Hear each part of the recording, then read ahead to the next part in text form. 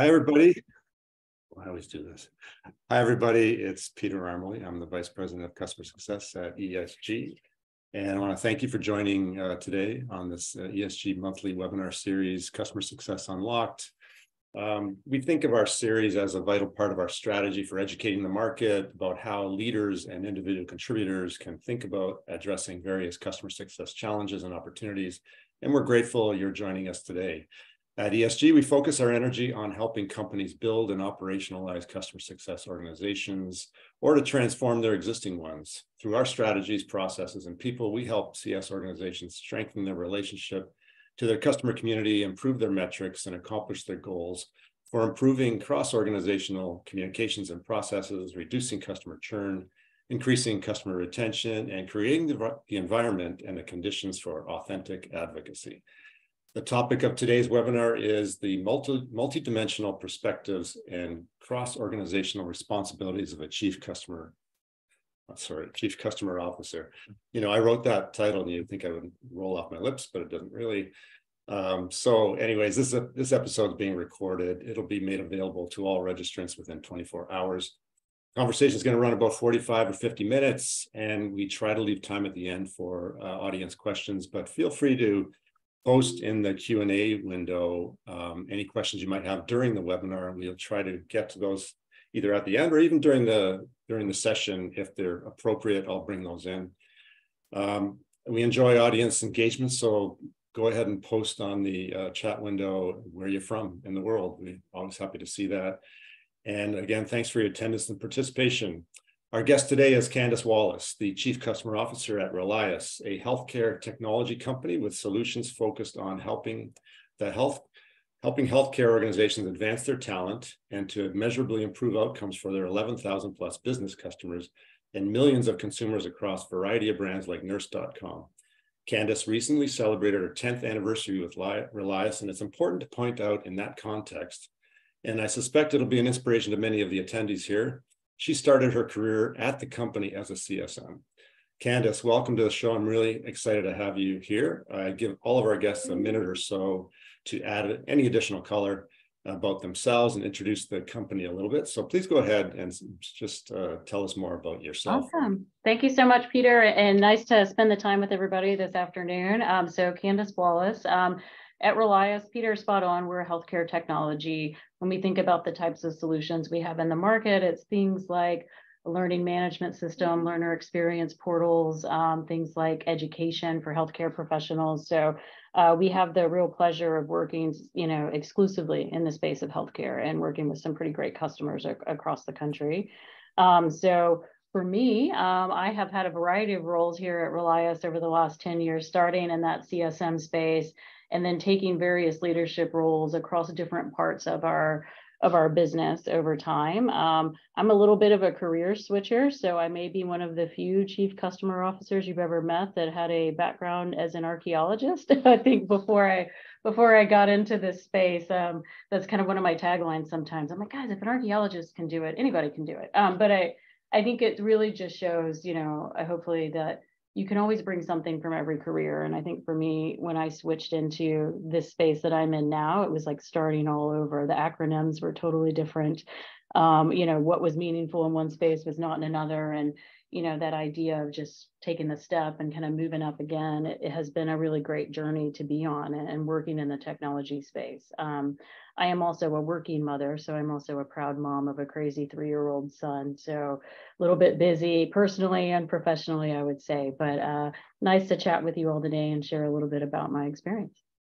Thanks, thanks, Candace. And I actually think that archaeology might be an appropriate, precursor for your career, because, when you think about your role in senior leadership, oftentimes your teams have to kind of like dig down and unearth ancient artifacts of data and processes that need to kind of be dusted off and made.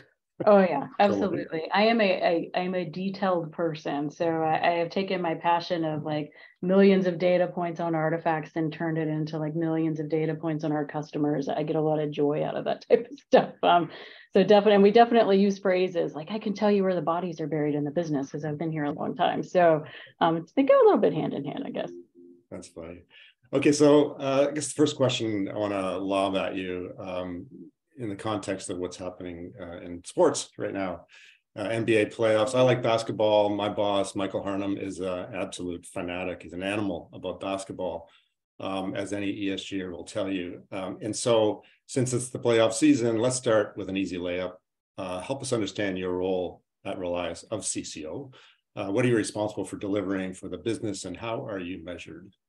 Yeah, absolutely. So I am not, despite my husband's best efforts, he's a basketball animal as well, a Kentucky grad. So it's like just in him. But I do like layups. So, for me, I am responsible. I always say I'm responsible for customer joy in our business. And really, that's kind of your more traditional post-sales team. So our support team, professional services, customer success, both high touch and scaled, as well as an operations team. I always say they're the group that lets us do what we do at scale. So they own and operate a lot of the technologies that underpin, what we do across engagement across our teams.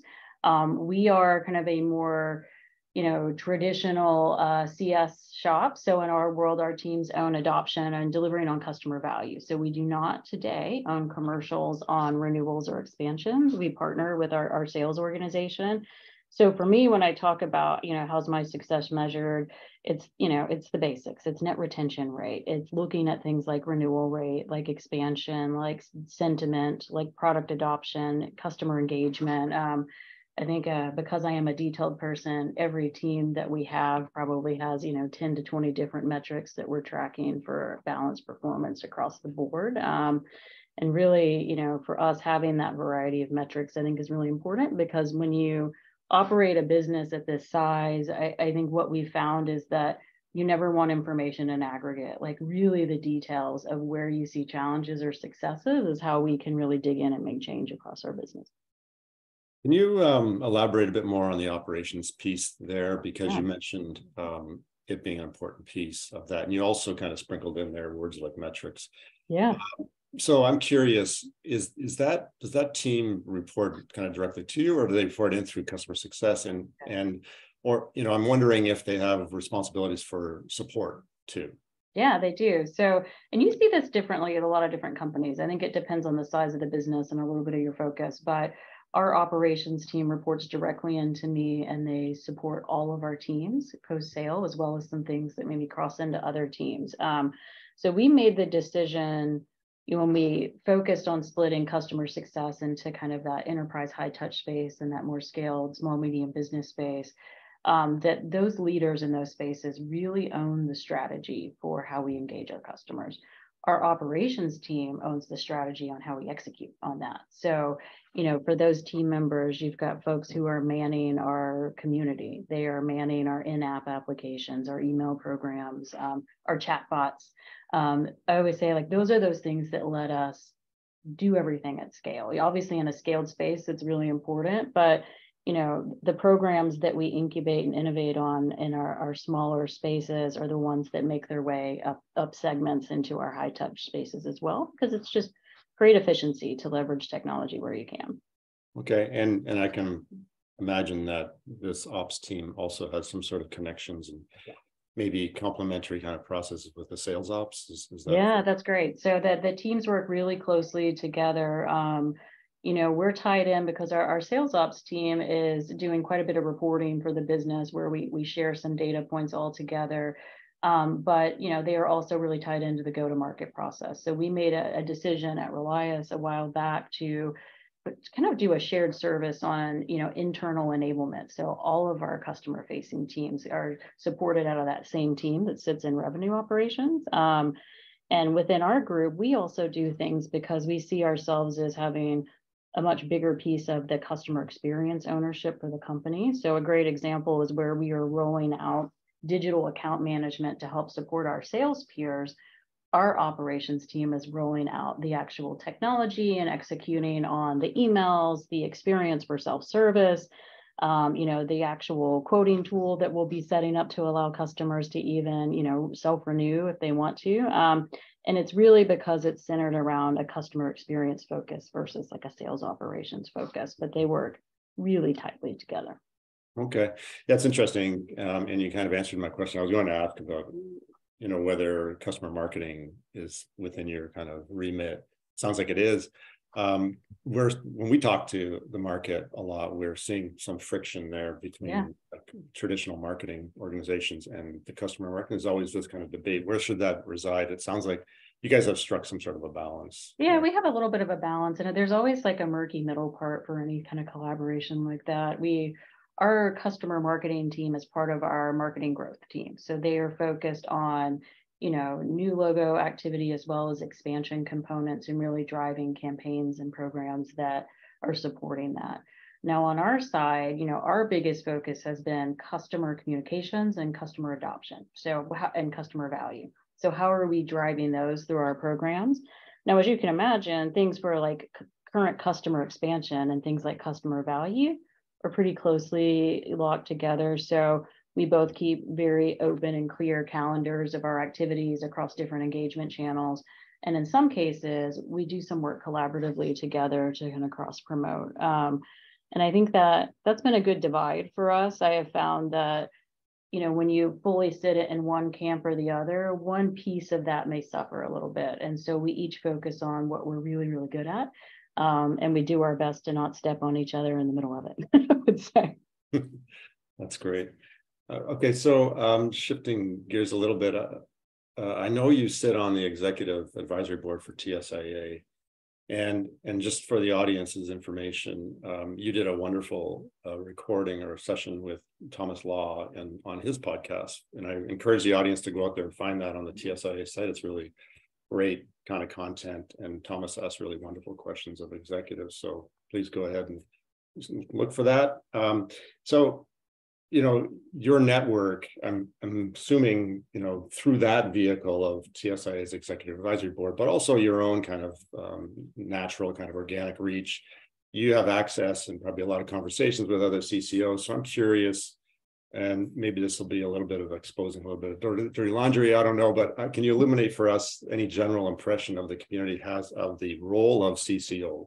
In other words, what's the state of the CCO office in the industry, in your opinion? Yeah, I will say, like, right now, I think a lot of groups are considering it pretty critical because there's a little bit, obviously, with the macroeconomic conditions, like there's a lot going on out there, and it's making people nervous on spend, on retention. You see a lot happening. So having a responsibility for customer retention is a pretty key role right now. And I see a lot of people doubling down on that. One of the big trends that is constantly of conversation amongst different companies, because we always like the question you ask, what's your remit? What are you responsible for? Because it's actually pretty different in a lot of different companies. And so usually when I start a networking conversation, I introduce myself and I say, these are the parts of the business I'm responsible for. And there's a big trend toward, CCOs taking on responsibility for commercials. So when you think about renewals and expansion, and, depending on a company and how they're structured, I think sometimes it's the right time for some companies. A lot of folks have already been there for a while. I think for some of us who are really born in the cloud type businesses, we don't have as much pressure to get there as fast as others do, but it is a hot topic that's constantly happening out there. And I will say, the role of CCO is big. I see a lot of new folks entering the space. Sometimes you see the responsibilities change a little. Sometimes you see the titles change a little, but the reality is we're people responsible for taking care of customers. I think that's probably one of the biggest pieces, I would say. Okay, so it's still kind of in a state of flux. It sounds like, and yet you feel like it's a vital role, and companies are still trying to make it apply in the best way for them. Oh yeah, absolutely. And I think what those responsibilities look like depend a lot on where your company is. So are you more product led? Are you services led? Are you business? Are you consumer?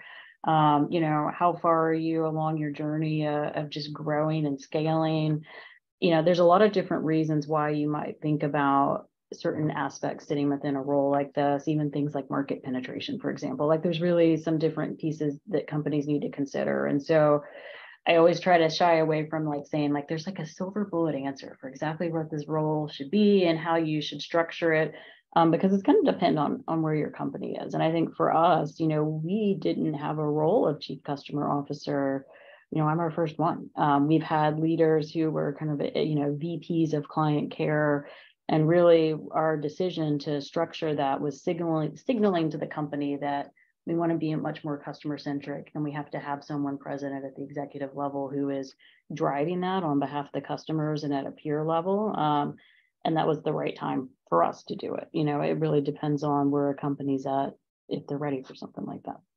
Yeah, and I'm just recalling my own history as you're answering that question. I came from Oracle.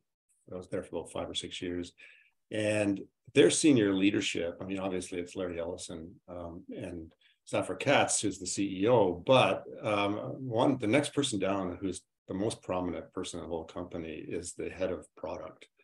So it's not the CCO, it's not the chief marketing officer, it's the head of product, who's got a huge amount of responsibility and a big public presence. So I think you're right. I think it depends on the company and where they're at and how they want to portray themselves in the marketplace.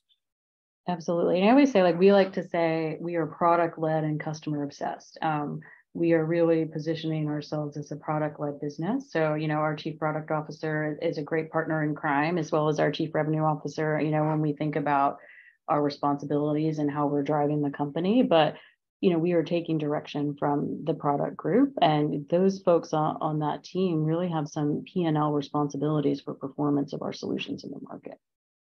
And do you get involved in terms of talking to customers about what their expectations are for product evolution at all? Yeah, we do actually. So I am as an archaeologist, I'm a data obsessed woman, and I'm the same way here, but my light just turned off. But I think one of the other big things for us is just to listen to the customer base. So not only do we have listening posts, we also made a decision a few years ago, actually a couple of years ago, to put together customer intelligence and market intelligence into a single team, and we sat them inside of our product marketing group. I don't need to have them in my team to get great information from them. We've got a real powerhouse group. And so they are constantly marrying together trends of the industry as well as trends of our customer base. So there's all of the information you get through standard channels of listening. And then we like to do really focused market studies. We're getting ready to launch one that will run, being led by one of my leaders in customer success on a specific customer segment where we just feel like we're missing the mark. And that's going to focus on product. It's going to focus on experience, on services, on the sales process. And so for us, sometimes you have to look at your data and you have to say, something's not right here. And we need to dig a layer deeper, and we need to really understand what our customers need. And I think, for me, that's my responsibility. When I start to see a trend stand up, we have to dig a little bit deeper and figure out what those recommendations are for the business, and to partner with my peers on doing that. So you attributed some of that kind of, let's call it passion for data, to your background, but also who you are. What about your experience coming up through the ranks as a CSM? Does that help you think a certain way? But also, does it give you any sort of more street cred?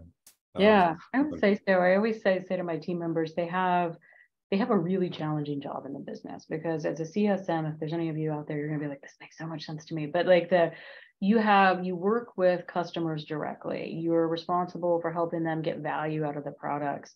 A lot of what they need from their vendors, from their software partners, are things that you may not have direct control over. So as a CSM, you are elevating information, you're trying to operate through influence in the business. And for whatever reason, there may be other priorities that can keep you from getting what you need for your customers when you want to get it for them. So it can be incredibly frustrating, but also really rewarding, because when you get it right, man, it's a really good thing. But I would say, so that perspective helps a lot. And, I try to find ways to stay engaged, with customers or sponsoring certain accounts, so I can keep a little bit of kind of ear to the ground on what's happening. But yeah, I would say that, for us, we have to remember that everyone in the business is operating with best intentions for customers. There's no one in our company who doesn't want to do right by our customers. And so for me, it's a lot about, how do I provide transparency to my teams? How do we help them understand prioritizations and what's going on? Because a lot of times with your customers, as many of you may know, it's a lot about expectations. As long as you can set proper expectations, folks are fine. But when you don't do that, you can really ruin a relationship and an experience by really not being on the mark with something like that. So I would say, I think it helps with the street cred because I've been there, but I still also remember exactly how it felt and feeling like nobody understood what I was trying to say. And I have to keep that always in the back of my head. Yeah, and you also said a really critical phrase there, with the best of intentions. And I think that's a really valuable skill of not just leaders, but anyone who's kind of has to work cross-organizationally. And that's usually CSMs are part of their mandate. Yeah. Is to approach all the conversations and all the relationships with the assumption that the other party is also doing their job with the best of intentions for customers, even if they're kind of back office. I think we should always assume that until evidence proves otherwise, I would say. Absolutely, 100%. I think sometimes it's easy to be like, oh, well, if they just do these like couple easy things, nothing's easy in the world of software development. It's just not. But like, we have to constantly remind ourselves, like, our peers across the other side of the house have some pretty complex environments and challenges that they're working through. Even within our own business, we're re-architecting our technologies behind the scenes. And that's what I always say. It's kind of like the very non-sexy part of work with technology, because customers don't really see it, but they can take a lot of your resources, and so it can feel like you're not doing something when you're really setting the stage for the future. Yeah, I compare it to like home repair. My father-in-law told me many years ago that every single plumbing repair that you think is easy is going to require 3 trips to Home Depot. Yes. So, you can say the same thing about trying to figure things out within a company. So let's talk about your style a little bit. How do you inspire people in your organization? So I'm thinking of the obvious example is an all hands meeting. There's other vehicles, of course, how you inspire people, probably through written word. But when you're planning on what you want to say at the next all hands, do you have a kind of a process or a method that you use to make sure you're delivering the most impactful message? Yeah, I think, there's a couple of things that go into it. I feel like every leader needs to have different ways you're communicating. So you have to just process and structure of making sure everyone in your business has standard one-on-ones and team meetings and monthly all hands and leadership sessions. I'm a big fan of skip levels. I do quarterly skip levels across the teams all the time, because I think there's a lot of, you can send surveys until you're blue in the face, but sometimes you really need to just sit down and chat with people and hear their direct feedback so you can bring it into the business. So sometimes it's just about being present. I would say for things like all hands, it's a couple things. I like to be really transparent. So I want everybody to know how we're performing, good or bad. I want people to know what we're focused on. What are the initiatives that are taking our attention? It's really important to celebrate people. We have amazing team members that do really hard work every day. So we have to create these spaces where we're publicly praising folks for doing great work. And the other big thing I like to do is just guest. How do we bring folks in from across the business? How do we help our team members, get an hour out of the month to understand what are the priorities and what's happening, across others in the business, and give them a chance to do that. I also like to do a little bit of like public praise and sharing, socially across the company. And then we've started doing some, exciting ways just to kind of spark innovation. And so one of the things we're doing right now is what we call our Customer Joy Innovation Event. We just launched our first one. And so we asked folks to come in and just take a whole day. We're going to come in, we're going to brainstorm on ideas that we think can spark customer joy. And so for our first event, we decided to break folks up by engagement channels and say, hey, take a look at our in-app application. How would you spark joy? And they had, come together as a group of cross-functional folks, come up with an idea and pitch it to us. We'll do that twice a year. We also have a really interesting new program called our Customer Joy Ambassador Program, where team members can apply to spend about 5 to 10% of their time in a quarter to just be responsible for fielding inquiries from colleagues to create a moment of joy on behalf of a customer, whether that's, sending a handwritten note. We have these amazing coasters that say spreading customer joy, and they have wildflower seeds in them and they can plant them in their yard, or, sending someone a blanket when they're sick, just really simple things that can make a meaningful experience. And in the midst of like day to day and everything you're dealing with, we have to give our team members spaces to innovate, to bring great ideas, but to also have a little bit of fun so that, they can enjoy everything. And I think, at the base of all of that, I think what we really want to try to encourage is like authenticity and empowerment. Be your authentic self at work, see that from others, and have everything you need to be successful in your job. That can be one of the most frustrating things if you're not empowered to make decisions to do what's right for your customers. So that's what we try to do. Do we get it right all the time? Definitely not. We're always getting feedback of ways to improve, but constantly iterating is pretty important there too.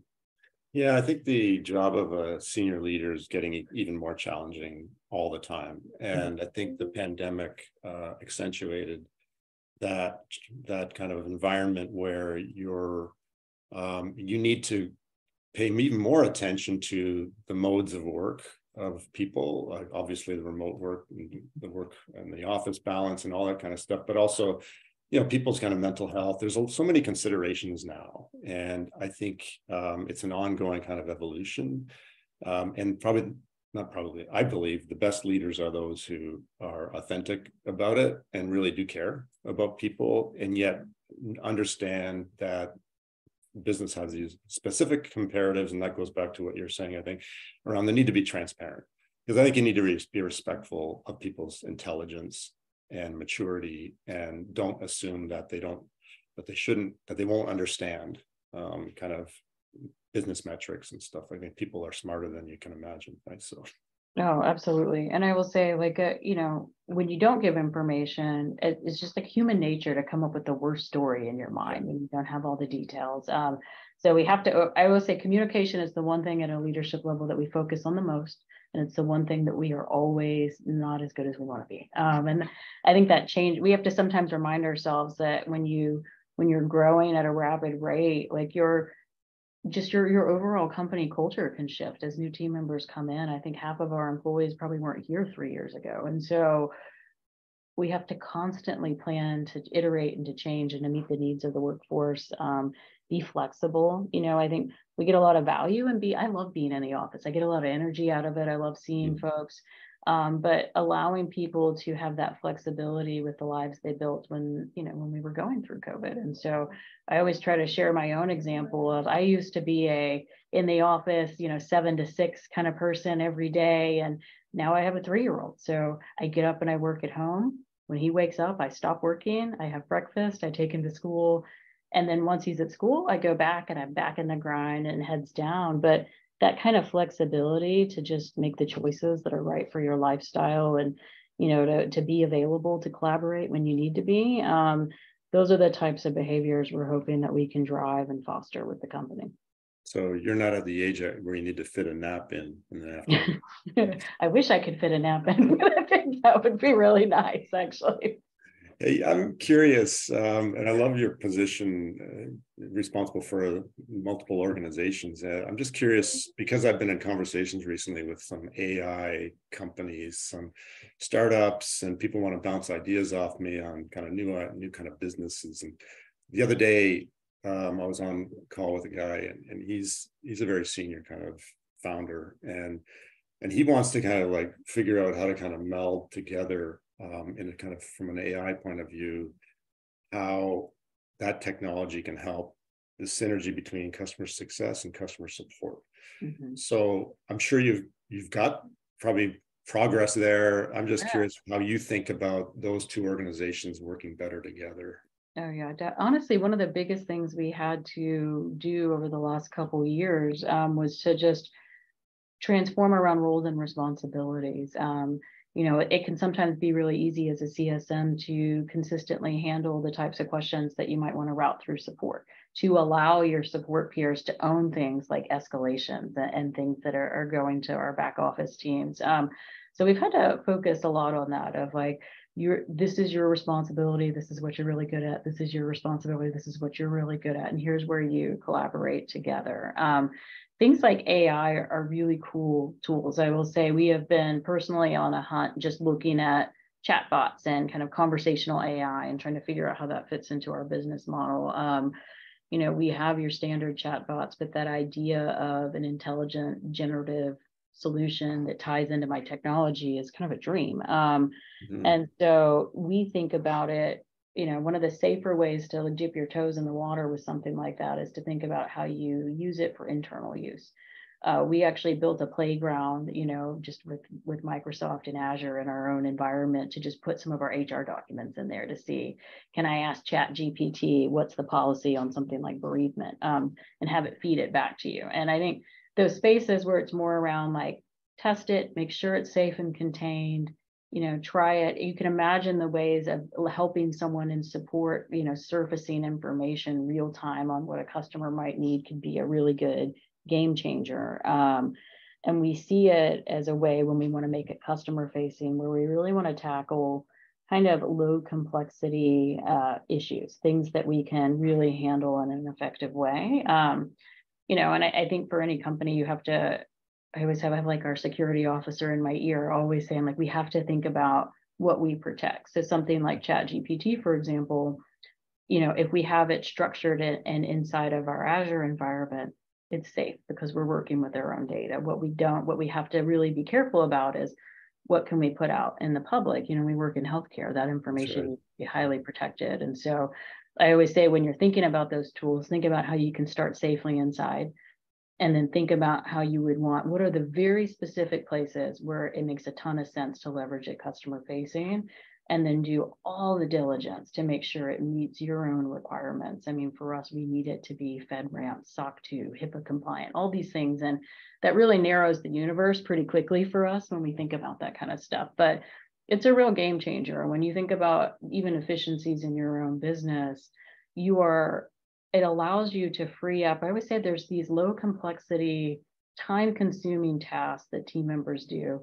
And quite frankly, they can really sometimes almost impact someone's mental health, even be demoralizing if this is the only work you get to do. And so I always see these types of tools and technology as, let me free up the stuff you really don't want to be doing. Let me automate that.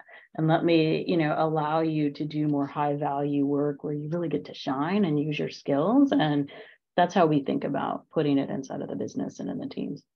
Yeah, and I think to be effective at making people believe in that is to provide some examples of that they would identify with in their work, because it's, you read a lot about how it's going to improve productivity and drive more efficiency and stuff, but it's sometimes hard, depends on the person, for them to relate to how it works for them.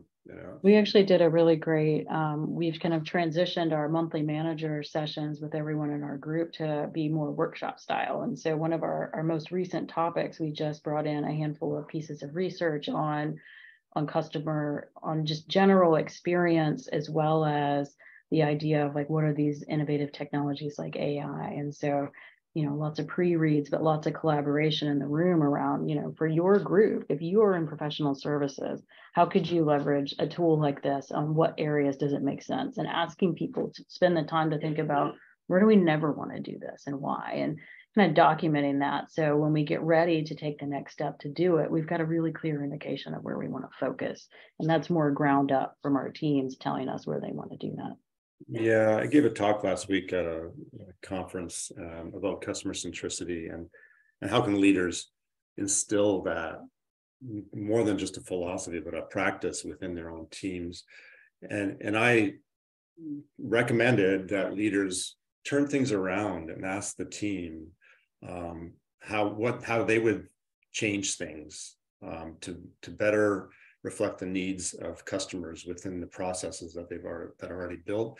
And I think that shows vulnerability on the leader's part, but also really a lot of confidence that the team, you've hired the right team, you've got the right skills, the right people in place, you trust them to come up with really great ideas. And the audience last week thought that was a really wonderful way. And for them, they said that afterwards, a really great takeaway for them to put into practice right away. Sounds like you subscribe to that too. You kind of touched on yeah.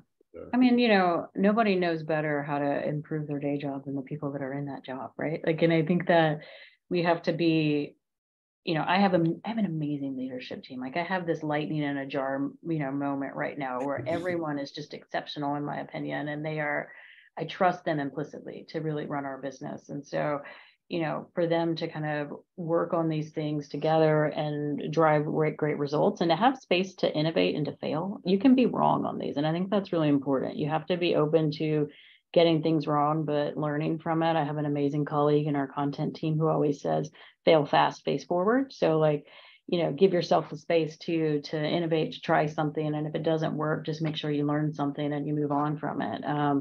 And we have to, that's a hard thing to build into culture. It's easy for people to be fearful of failure. And that's one thing we're trying to constantly shift in the company. Yeah, and I think you mentioned a little while ago how you're working closely with the security officer to make sure when you bring in things like AI that you're protecting. You might want to test and try things out, but you have to be careful too, especially in your industry. So I'm interested in hearing how your mind works, Candace, and as you look back at your 10-year journey at Relias, you started as CSM, you've risen to the ranks.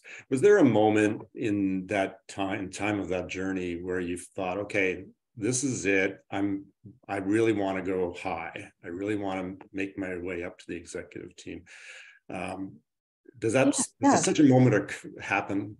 Yeah, it did. I always tell people too, because I had a chat with someone in the team a couple weeks ago, and they were like, "Do you ever feel lost? Do you ever not know where you're going?" I'm like, "I've totally felt lost before," but I think as coming from a world of research and archaeology into software as a service, like I had no idea when I first started what the next option was, and so I think for me, getting into leadership was really where I realized that was a passion for me.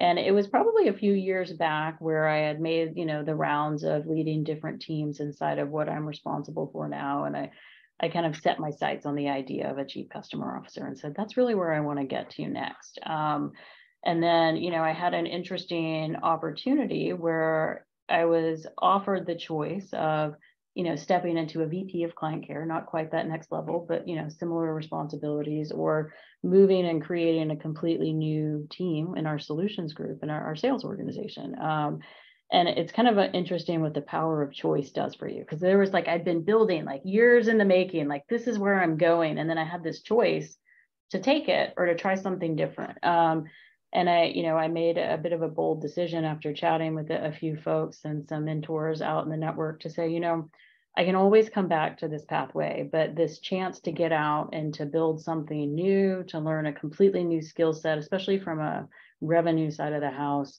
it's perspective that I'd never get any other way. And so kind of took a leap of faith and moved over into that organization. And it was an amazing experience. The perspective, I think, getting to work so closely with our sales teams was fantastic.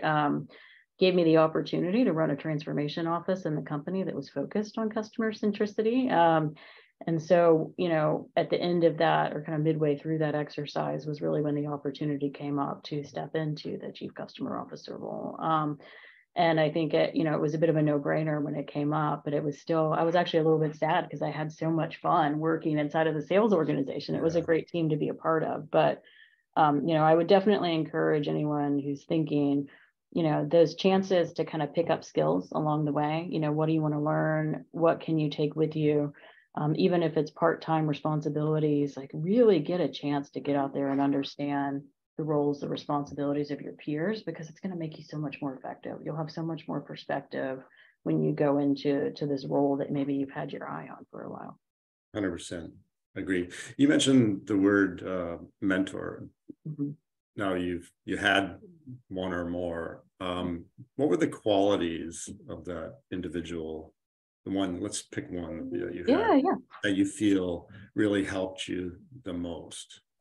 I think what's really important is to try to pick someone who, a lot of times we pick people who we think will always joke, say tell you how great you are. What you need to do is find someone who can actually give you real feedback. These are things you need to work on. This is where your gaps are, to challenge you to think a little bit differently. And so I had, an amazing individual who was a leader in our company who, went on to greater things after a while, but he was probably the first person I called when I was like, hey, I've got this opportunity. Can we chat? He was like, absolutely. And it was because, he was always encouraging me, but, I think he also helped me develop as a leader over time. And I think it's it's natural for us to seek out people who are going to, confirm exactly what we want to hear. You really have to try to push yourself, kind of like when you do like a 360 survey, like put people on there who are just going to give it to you, like really beat you up with feedback.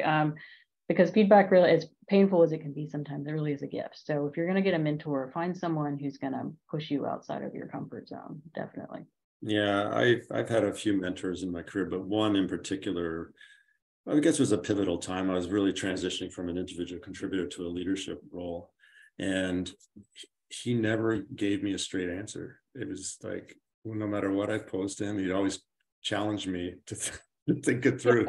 It was frustrating, but we maintain a good relationship even to this day. And I really admire him. He's risen to be a CEO in a couple of companies. So it's valuable to have such people in your life. I definitely think so. And I think when I look back on my career, I've had a lot of really amazing leaders that I've had the chance to work with. The ones who help you develop the most are the ones that are probably the toughest on you. Yeah. I had an individual who was just always pushing me. Like there was always something to improve, always something else to look at. And at the time I was like, gosh, it's painful. But now I'm like, thank you. Like you made me much more effective at my job. It certainly didn't feel like it sometimes in the moment, but it was worthwhile. And it was probably one of the biggest, growth elements for me as I've transformed over the years. That's wonderful to hear. Okay, this next question is going to be a bit of a preamble. I do this in every single session. I ask a question, but I do a long kind of lead up. So here we go. I've spoken a lot over many years about the true value and the true challenge of customer success. I've defined the true value of CS as being twofold: as a transformational agent within the company because of its proximity to customers and the data they produce and the behaviors they exhibit. That data and those behaviors should inform the entire company about how it can improve its product and services. And number two, as the transformational agent for customers, because CS should serve as the vehicle for crucial, timely guidance that ensures value is realized. I've also spoken about the true challenge of CS as being a major reason why that twofold value I described is hard to achieve. The true challenge is that so much of a customer's ability to find success is outside the direct control of customer success, the organization. I think this audience is super interested, I'm assuming they are, in hearing how you go about it at Relias, making sure the effort required by CS from other organizations is orchestrated and is something that is seen by those organizations as something they want to do as opposed to being forced to do. So question is, Candace, how do you do all that as the CCO?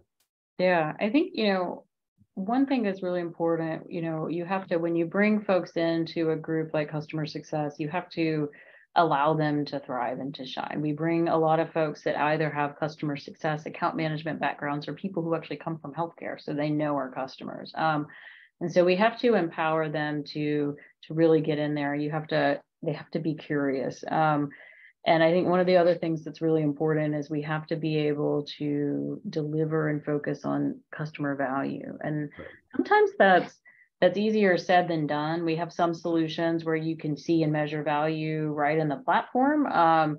You have other ones where it's really dependent on the customers to share and to show you that they're making the changes happening on their behalf. And so we have to really define what that looks like for our teams. I think the other thing is that if our CSMs know more about our customers than a lot of people in our business. That's really important to know. But we have to be able to surface information in a way that other people consume it. So, if we are trying to influence our peers in product on what we know our customers need, we have to structure that so they can work on it. Your folks in product are doing product discovery. They're looking at things like TAM, SAM, and they are thinking about direct financial impacts of where they invest resources across the business.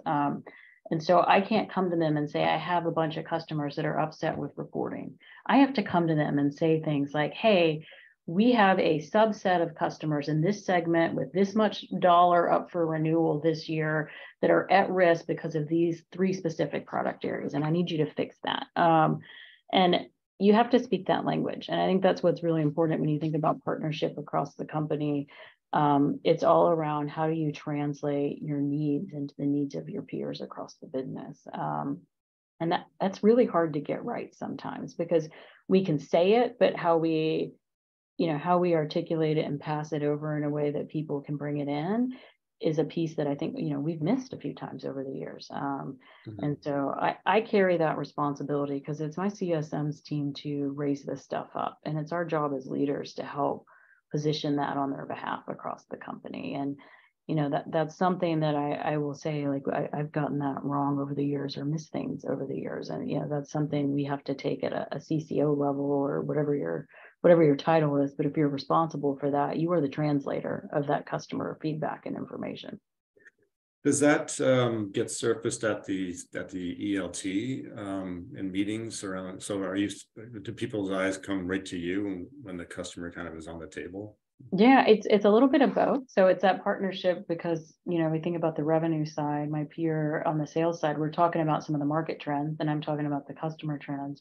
But now that we have this amazing market intelligence team, I mean, these folks are producing quarterly readouts that are sometimes like 80, 90-page documents that are indicating all the trends across the business, across all the layers. And so ideally, all of that feedback and information is surfacing up through that group because they're the ones who are really analyzing what we're putting out there. I'm there to be that qualitative piece. The same thing with my peers and even my leadership team to say yes and or not quite. Here's what we're hearing, and to kind of push and validate on that. We do the same thing. I will say at Relias as well. We have the empowered teams model with our product development focus, which means that our product team, so someone from product, someone from software development, from the UX side, they are engaged in discovery with the market, and they are doing rapid prototyping and testing. And so, they're not operating in a complete silo without customer feedback. And so I think that's really important when you think about it holistically across the board. I'm carrying responsibility, revenue's carrying responsibility. Our market intelligence team is surfacing up aggregated information and the details. But I also have peers who are building product who aren't just leveraging that. They're getting in there and talking to customers as they build products to get that validation. So It's a team sport, I would say. It sounds like you got a really good thing going on there. Oh, yeah. But I'm wondering if it's because of your style, or because is there a certain culture within Relias that even maybe predates you, or is not so much because of you, but because of the CEO? Or can you attribute some of that to something? I think it is. And sorry, I'm gonna get this light to come back on. It's the problem with sitting still too long. So I would say for us, it's a little bit of the leadership team. We have this amazing trust and partnership right now across our executive team that we're in lockstep with each other. So, a great example with something like that is with that platform architecture overhaul. We have locked hands and said, well, you don't get to roll this out to customers until our team has signed off on it and said it is not going to be so disruptive that it could break what we've got going on. And I think, it's that kind of partnership where you have those agreements where you notice something, you pick up the phone and you call your peer. And we are creating process. And I think this is a really important thing because a lot of people say things like, hey, we're customer centric or we're customer focused. And someone who is leading the customer teams is doing everything they can, operationally within their purview to really improve customer experience. But their peers are doing something different. So, sometimes you say that, like, do your, variable comp plans across the business and send team members to put the customer first. Do your development plans, put the customer first, or do you have other things driving those principles? And I think you need it embedded across the company to put the customer at the center, because if it's not in everyone else's process, you're only going to get so far. We even do that when we forecast things like growth and net retention rate and renewal rates, where I can say I can do all of this transformation, but it only gets me so far. And if my peers across the table are going to commit to things like making sure we're handling our backlog of defects effectively, and that we're engaging and bringing in features that our customers care about, and I have commitment on that, the impact on the financial bottom line is much, much bigger, when you do that kind of work together. And so you can only get so far by yourself. So you have to have like top down buy-in that you need to be focused on this, or you're going to miss the mark. I'm just curious, what's the background of the CEO? Where do they come? So our CEO has Yeah, so our CEO is kind of a longtime businessman who's been at leadership roles across our parent company within Bertelsmann. So, Okay. within BMG, within Bertelsmann and other parts of the company. And so, one of the things that I think we all really love about him is he really encourages collaboration. And so Yeah, we it have sounds like it. Yeah. I am accountable first to my peers, even before I am to my team. And that sounds sometimes a little bit crazy when you think about yourself as a leader, but we have to if we're aligned with each other and accountable to each other first, we're going to be much more effective when we think about being accountable to our own teams. And we've had bonus components around collaboration and our plans together that we have to make sure that we're doing this together as a team. Okay, great. Natalie Jambarova, I hope I said that properly, from the audience asked the question, Candace, any advice for a first-time head of CS and support? So Yeah, right up your alley, who's struggling with getting the CS team voice heard within the company? yeah. I think the best thing you could do is to find ways to tie it to financial performance. I think that a lot of people listen to money. I think that's, I wish I could just be like, hey, customers need this, and people would listen to me, but it doesn't really work that way. And so one of the things we ask our teams to do is to participate in things like forecasting. Now, if our sales team owns the commercials, they are putting together a forecast based off of opportunities and everything else that they have going on. But we ask our team members, I want you to quarterly, what is the sentiment of each customer? How would you forecast this renewal? Would you say that they're at risk, and why? And being able to inch your way into some ownership of forecasting responsibilities so that, and it comes up from your CSMs. They know better than anybody else. Like, hey, this account is going to renew, but they're going to decommission something, or this one's really at risk because they're looking and they told us this information. And so I think taking all that great data that that your teams are telling you and just quantifying it, using any kind of tool that you can to tie it to renewals, to tie it to growth outcomes, because I have found that that's the best way to get people to listen. When you're talking about millions of dollars worth of revenue that could walk out the door, it's a game changer in the conversation.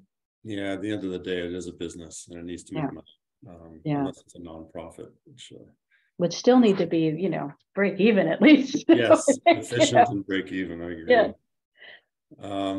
So a question, and I saw earlier on LinkedIn, maybe a couple hours ago, you posted essentially, recognizing individuals within Relias for the work they've done, and you put it into the frame of the context of customer centricity, and you've mentioned that a few times in this session, which I applaud, of course, because that's what I 100% believe too. So how do you, Candace, make sure your direct reports, the leaders who report to you, are making sure they are in their own teams driving the same sort of philosophy and behaviors? Yeah, I think, one of the things you have to look at is how are you measuring quality when it comes and outcomes when it comes to your customers. And so we try to embed that in our performance of just how we look at our own teams. And a place like professional services is a great example. You could easily be just looking at things like bill rates, utilization rates, which are things we still look at. But for us, how closely are you following things like time to first value? And how closely are you looking at the customer feedback and satisfaction? How closely are you watching them 90 days after they leave implementation? And are they engaging with the different, solutions and digital engagements that we have? Are they doing best practice as we think about product adoption? And so I think we have to make sure that we always like to have, kind of leading, lagging, and innovating metrics when you think about a team. And there always has to be a balance of something that measures quality. And that one should really overrule the others. I always like, when we talk about things like handle time and support, I think the reality is if you spent more time with somebody and they didn't call back 15 times after that, I don't care if you spent an hour on the phone with them. And I think there are these types of balance metrics that are good to keep you, in line. Are we kind of looking good across the board? But, you have to make sure you let quality and kind of sanity outweigh some of those things. Yeah, because you're looking at the outcomes at the end Yeah. of it. Yeah. Okay. Susanna Kamayan, sorry, asked from the audience, would you recommend working with targets, mentioned parenthesis, in terms of retention percentage while doing first steps in customer success? So it sounds like starting out, and I guess the big question is, should you focus on that kind of a business metric right out of the gate, or what would you recommend? Yeah, I always say I like to think about it a couple of different ways. I think as a leader who's responsible, you want to have those higher level business targets, which are the full roll-ups. When you take it down every level, whether you're going down to a director, to a manager, to individual contributors, I feel like you're breaking that apart. So while I may be looking at something like net retention rate, when we drop it down a layer, I'm holding other people responsible for renewal rate, customer retention rate, and we're looking at the expansion and the qualified leads that we drive out of our program. So you're breaking those pieces apart.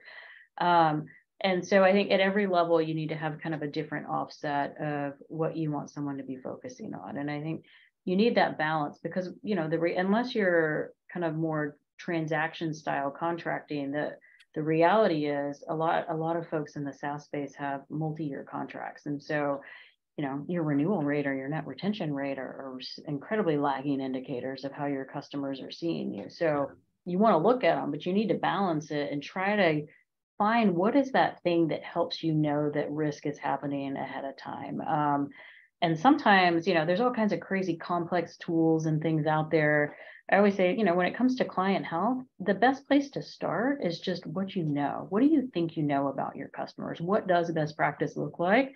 And just start measuring that. I think when we first started at our company years ago, we picked like 8 or 10, adoption components where we said, if these things are present, we feel good about how the customer's doing. And we just started with something and you build from there and innovate over time. But, one of those best places to start is just, what do you know about them? And what do you think good is? And just let data start to build from there. And you can always grow and change it over time. Yeah, and I think that works really well when the leadership team has the patience and the business intelligence to know that this stuff takes time. Yeah. Not all companies have that kind of luxury, I guess, today. That is true. That is very true. And I think you have to be don't sign yourself up for things you can't accomplish. Right. I think that's really, really important. Okay. Final minute, and I didn't ask you this in the advance, so feel free to say I don't know, but do you have a favorite book? Business book, or maybe not even a business book, some book that you think would be helpful for the audience?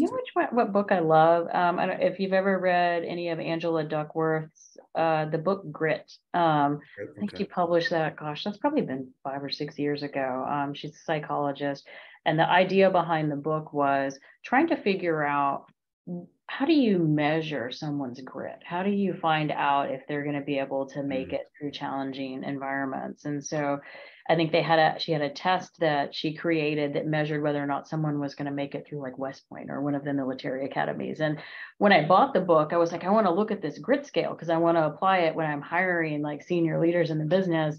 And when I read the book, it was just really inspiring because she was looking at all these stories of people who are in really high failure industries. So like one example was like someone who writes comic strips. Like you get like thousands of rejections for like getting one actually in like a major paper, but they just keep doing it. And so when we think about it, and especially in these times in the business environment of this mindset of like constantly trying over and over again, the idea of just really developing your grit seemed like it's just such a great idea. And I like the scale. I just thought it was very cool, but also like the book itself was really inspiring. Okay, that's wonderful to hear. Thank you for off the cuff just coming up with that. We'll make sure we include that in the show notes. So Candace, we've come to the end. I really appreciate how graceful you've been with this interview and your time. And I really appreciate the audience. Thanks for joining us. Stay tuned we'll have another one next month. I think it's the 24th of May. We'll talk about digital customer success with a panel of people. So stay tuned for more information about that. Again, Candace, really appreciate your time. And I thought this was a wonderful conversation. So thank you. Yeah, thank you. Thanks, everyone. Thanks for sticking with us today. And I'm always happy to share. Have a great afternoon. Okay, have a great day.